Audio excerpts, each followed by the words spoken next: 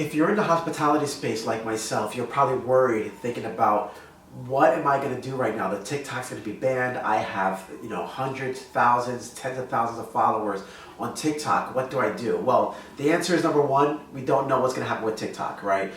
They may keep it, they may not, but we're going to know in just a few days. But what's important strategy, regardless if it's Instagram, if it's TikTok or anything like that, is that you want to actually own your contacts, right? This is a strategy you always want to have, because as we see, platforms can always change, right? Platforms can be banned and they can be removed, and suddenly you lose all your contacts. So you constantly want to work to build your database, and there's various ways you can do it. One of the ways, obviously, which is a very old school way, but I think is one of the best ways, is emails.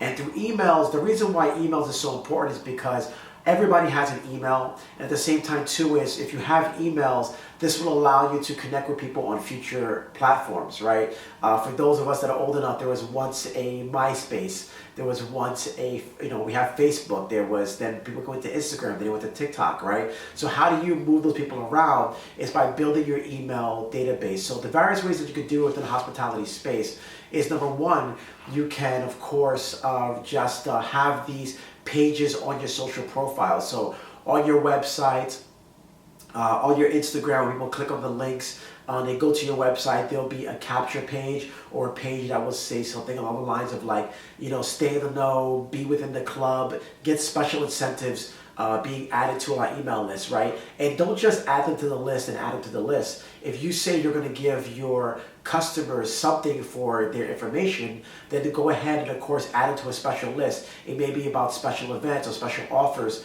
at your place. Second way, of course, is through text messaging. But before we get into text messaging, go back into emails.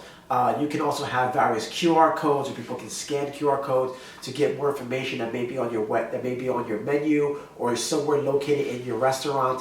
And what happens is that QR code can also lead to another capture page what the best way to say is give to get, right? So if somebody's given their information, what do they get? So as I said before, you want to make sure that they're getting some kind of incentive for giving you their information, okay? Second is text message. Believe it or not, people are more open to text message than you think they are.